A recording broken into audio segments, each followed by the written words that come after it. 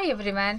ಇವತ್ತಿನ ಕಾನ್ಸೆಪ್ಟ್ ಏನಂತಂದರೆ advance financial management 6th sem BCom ಅಲ್ಲಿ ವೆಯ್ಟೆಡ್ ಅವರೇಜ್ ಕಾಸ್ಟ್ ಆಫ್ ಕ್ಯಾಪಿಟಲ್ನ ನೋಡೋಣ. ನಾನು ಪ್ರೀವಿಯಸ್ ವಿಡಿಯೋದಲ್ಲಿ cost of debt capital, cost of preference shares, cost of ಈಕ್ವಿಟಿನ ಅಪ್ಲೋಡ್ ಮಾಡಿದ್ದೀನಿ. ಇದು weighted average cost of capital. First, what is weighted average cost of capital ಅಂತ ಅಂದರೆ, weighted average cost of capital is the average cost of the cost of various sources of financing. So ಏನಂತ ಅಂದರೆ, various sources of financing, for example debenture ಇರ್ಬೋದು, cost of debt ಇರ್ಬೋದು, equity, preference shares. So ಅದರೆಲ್ಲರೂ sources of ಫೈನಾನ್ಸ್ದ ನಾವು average cost of capital ಎಷ್ಟು ಅಂತ calculate ಮಾಡ್ತೀವಿ. It is also known as composite cost of capital or overall cost of capital or average cost of capital ಅಂತ ಕರಿತೀವಿ. ಇದಕ್ಕೆ formula ಏನು ಬರುತ್ತೆ ಅಂದರೆ, weighted average cost of capital is equal to summation XW divided by summation W ಅಂತ ಬರುತ್ತೆ. So ಇಲ್ಲಿ KW ಅಂತ ಅಂದರೆ weighted average cost of capital, X ಅಂತ ಅಂದರೆ cost of specific sources of finance. ಅಂದರೆ ಇಲ್ಲಿ ಎಷ್ಟು ಅಂತಂದರೆ ಎಕ್ಸ್ ಅಂತಂದರೆ cost of specific sources of finance, XW. And ಇಲ್ಲಿ W ಬಂದು weight proportion of specific sources of finance. So ಇದ್ರ ಮೇಲೆ ಒಂದು ಸಿಂಪಲ್ ಪ್ರಾಬ್ಲಮ್ನ ಮಾಡಿದ್ರೆ ಅರ್ಥ ಆಗುತ್ತೆ ಯಾವ ರೀತಿ ಅಂತ ನೋಡೋಣ.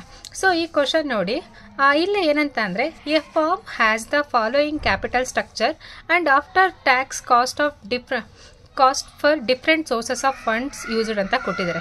ಸೋರ್ಸಸ್ ಆಫ್ ಫಂಡ್ಸ್ ಕೊಟ್ಟಿದ್ದಾರೆ, ಅಮೌಂಟ್ ಕೊಟ್ಟಿದ್ದಾರೆ, ಆ್ಯಂಡ್ ಆಫ್ಟರ್ ಟ್ಯಾಕ್ಸ್ ಕೊಟ್ಟಿದ್ದಾರೆ.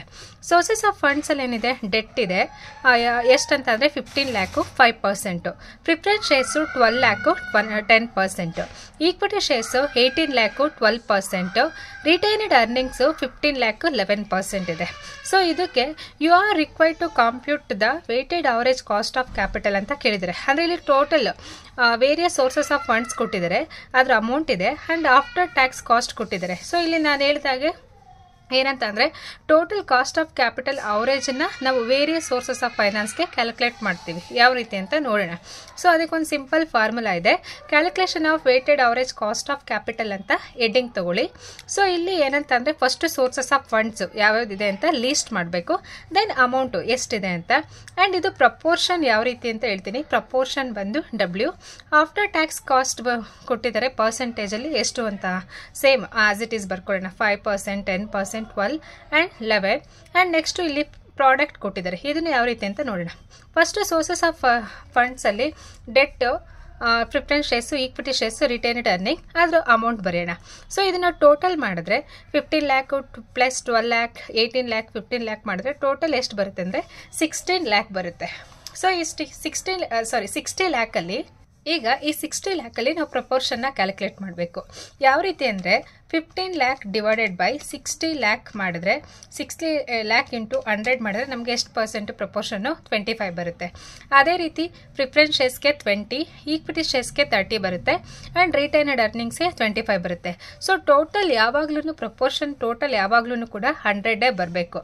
ಸೊ ಇವಾಗ ಫಾರ್ ಎಕ್ಸಾಂಪಲ್ 15 lakhs ಆಯಿತು, next 18 lakhs divided by 60 lakhs ಮಾಡಿದ್ರೆ ಎಷ್ಟು ಬರುತ್ತೆ ಅಂದರೆ 30 ಬರುತ್ತೆ. ಸೊ ಈ ಥರ ಒಂದೊಂದಕ್ಕೂ ನಾವು ಇಂಡಿವಿಜುವಲ್ ಆಗಿ ಕ್ಯಾಲ್ಕುಲೇಟ್ ಮಾಡ್ತಾ ಹೋಗಬೇಕು. ಅದಾದಮೇಲೆ ನೆಕ್ಸ್ಟು ಆಫ್ಟರ್ ಟ್ಯಾಕ್ಸು ಕೊಟ್ಟಿದ್ದಾರೆ ಎಷ್ಟಂತಂದರೆ, ಇಲ್ಲೇ ಕೊಟ್ಟಿದ್ದಾರೆ ನೋಡಿ ಪ್ರಾಬ್ಲಮಲ್ಲಿ. 5, 10%, 12%, 11%. 25 ಇಂಟು 5 ಮಾಡಿದ್ರೆ 125, 20 ಇಂಟು 10 200, 30 ಇಂಟು 12 360, 25 ಇಂಟು 11 ಮಾಡಿದ್ರೆ 275 ಬರುತ್ತೆ. ಇದನ್ನು ಟೋಟಲ್ ಮಾಡಿದ್ರೆ ಎಷ್ಟು ಅಂದರೆ 960 ಬರುತ್ತೆ. ಈಗ ಫಾರ್ಮುಲಾ ಅಪ್ಲೈ ಮಾಡೋಣ. Weighted average cost of capital is equal to summation XW divided by summation W. ಇದು ಸಮೇಷನ್ W.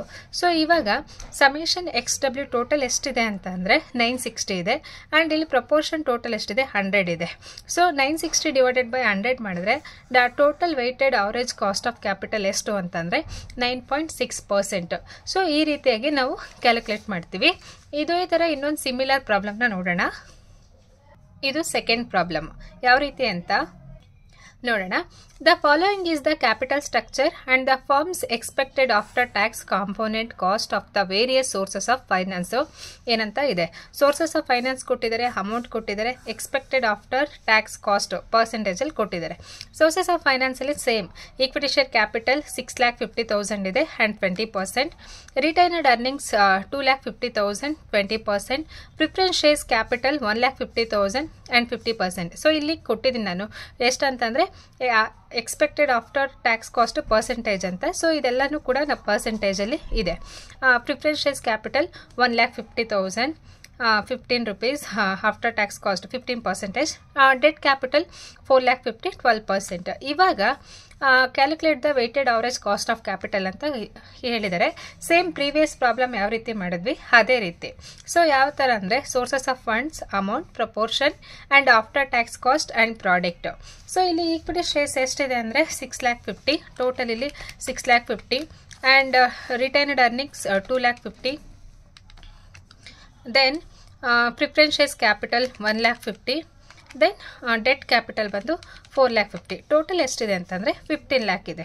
ಸೊ ಇದ್ರ ಮೇಲೆ ಪ್ರಪೋರ್ಷನ್ನ ಕ್ಯಾಲ್ಕುಲೇಟ್ ಮಾಡಬೇಕು. ಸೇಮ್ ಯಾವ ರೀತಿ ಅಂತ ಅಂದರೆ 6,50,000 ಡಿವೈಡೆಡ್ ಬೈ 15,00,000ನ ಕ್ಯಾಲ್ಕುಲೇಟ್ ಮಾಡೋಣ. ಇಂಟು 100 ಮಾಡಿದ್ರೆ ನಮ್ಗೆ ಎಷ್ಟು ಬರುತ್ತೆ ಅಂದರೆ 43.33 ಬಂದಿದೆ. ನಾನು ಆ್ಯಸ್ ಇಟ್ ಈಸ್ ಏನೇನಿದೆಯೋ ಅದನ್ನು ತೊಗೊಂಡಿದ್ದೀನಿ. ಸೊ ಅದಾದಮೇಲೆ ನೆಕ್ಸ್ಟು 2,50,000 ಸೇಮ್ 2,50,000 ಡಿವೈಡೆಡ್ ಬೈ 15,00,000 ಮಾಡಿದ್ರೆ ಇಂಟು 100 ಮಾಡಿದ್ರೆ ಎಷ್ಟು ಬರುತ್ತೆ ಅಂದರೆ 16.66 ಬಂದಿದೆ. ನಾನು ಒಂದು ಎಕ್ಸ್ಟ್ರಾ ಆ್ಯಡ್ ಮಾಡಿ 16.67 ಅಂತ ತೊಗೊಂಡಿದ್ದೀನಿ. ಅದೇ ರೀತಿ ಎಲ್ಲ ಟೋಟಲ್ ಮಾಡಿದ್ರೆ ನಮಗೆ ಟೋಟಲ್ ಆಗಿ ನಾನು ಹೇಳಿದ್ನಲ್ವ ಪ್ರಪೋರ್ಷನ್ ಯಾವಾಗಲೂ ಕೂಡ ಇದು 100 ಬರಬೇಕು. ಅದಾದಮೇಲೆ ನೆಕ್ಸ್ಟು ಆಫ್ಟರ್ ಟ್ಯಾಕ್ಸ್ ಕಾಸ್ಟ್ ಕೊಟ್ಟಿದ್ದಾರೆ. ಎಕ್ಸ್ ಆಲ್ರೆಡಿ ಇಲ್ಲೇನೆ ಕೊಟ್ಟಿದ್ದಾರೆ ಎಷ್ಟು ಅಂತ 20%, 15 ಆ್ಯಂಡ್ 12%. ಈಗ ಇದನ್ನು ನೋಡಿ 43.33 ಇಂಟು 20 ಮಾಡಿದ್ರೆ ನಮ್ಗೆ ಎಷ್ಟು ಬರುತ್ತೆ ಅಂದರೆ 866.6 ಬರುತ್ತೆ. ಅದೇ ರೀತಿ 16.67 ಇಂಟು 20 ಮಾಡಿದ್ರೆ ಸೇಮ್ ಎಷ್ಟು ಬರುತ್ತೆ ಅಂದರೆ 333.4 ಬರುತ್ತೆ. ಟೋಟಲ್ ಮಾಡಿದ್ರೆ ಎಲ್ಲದಕ್ಕೂ ಅದೇ ರೀತಿ ಕ್ಯಾಲ್ಕುಲೇಟ್ ಮಾಡಿ. 10 ಇಂಟು 15 120, 13 ಇಂಟು 12 360. ಟೋಟಲ್ ಮಾಡಿದ್ರೆ ಎಷ್ಟು ಅಂತ ಅಂದರೆ 1,710 ಬರುತ್ತೆ. ಸೊ ನಾವು apply the formula weighted average cost of capital is equal to summation xw divided by summation w. So ಇಲ್ಲಿ summation xw total product ಎಷ್ಟಿದೆ 1,710 ಇದೆ divided by 100 ಮಾಡಿದ್ರೆ ನಮಗೆ ಎಷ್ಟು ಬರುತ್ತೆ ಅಂದರೆ 17.1%. ಇದು 1 ಇದು 17.1% is the average cost of capital. ಅಂದರೆ ಇಲ್ಲಿ ನಾವು ಅವರೇಜ್ ಆಗಿ ತೊಗೊಂಡ್ರೆ ಆಫ್ಟರ್ ಟ್ಯಾಕ್ಸ್ ಕಾಸ್ಟ್ ಎಷ್ಟು ಕೊಡ್ತೀವಿ ಅಂತ ಅಂದರೆ ಇಲ್ಲಿ 20, 20, 15, 12 ಇದೆ. But sources various sources of ಫೈನಾನ್ಸ್ಗೆ ಎಲ್ರಿಗೂ ಅವರೇಜ್ ಕೊಡೋದಾದರೆ 17.1% ಕೊಡ್ತೀವಿ. ಸೊ ಈ ರೀತಿ ನಾವು ಕ್ಯಾಲ್ಕುಲೇಟ್ ಮಾಡ್ತೀವಿ.